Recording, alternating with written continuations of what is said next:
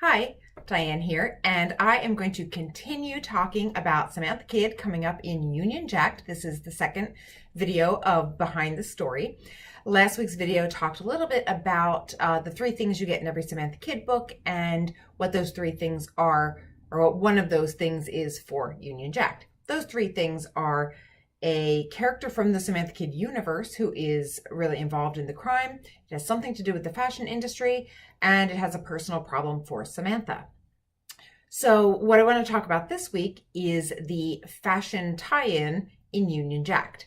So in this book, if you've been reading the series, you know that Samantha has had some troubled employment with Tradava, which is the department store in Ribon, Pennsylvania. And she kind of started out thinking she was going to have a whole new life with a job there. And that job kind of didn't work out. And then she went to work for a competitor. And then she did some volunteer work. And then she had a couple other things. And then all of a sudden she got back in with Tradava. Shortly thereafter, the department store was the one who started having some problems. So even though Samantha had a job and she had benefits and she had a 401k and she looked like she was on track and she had an employee discount and she could actually buy fashion in season and not on clearance, the store started having problems. And that's kind of where we are now. So the good thing is there is a British investment company who has decided to purchase Tradava. That is the Piccadilly Group. And they are buying the company, they're buying the chain of stores, and they have sent a representative to Ribon to work with Samantha on planning the grand opening party. So that is the fashion aspect. The fashion aspect is British because Samantha now has to work with this British person who is this English woman who is now basically in charge of what this party is going to be and what merchandise they are going to carry in the store and promote at the party, and how are they going to get all of the residents of Ribon, Pennsylvania excited about all things English. Samantha obviously has very different ideas about what the residents of her town would like than the woman who is very proper thinks. And so we get a little bit of the royal family sort of thing and then the Samantha Kidd sort of thing. So you can look for lots of whimsical Samantha fashions in the book.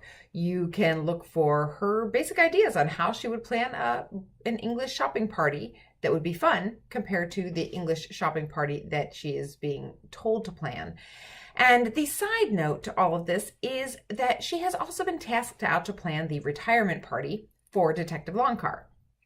And because she's already working on one party, she had the great idea to ask her employer if she can just use the same location to have his party as well. So she's kind of doing double duty.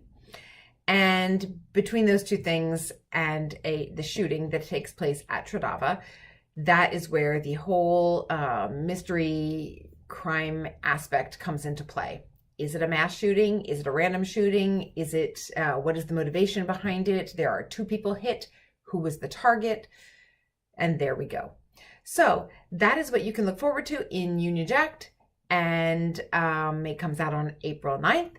And I hope you're looking forward to reading it. And I will talk to you soon. Thank you.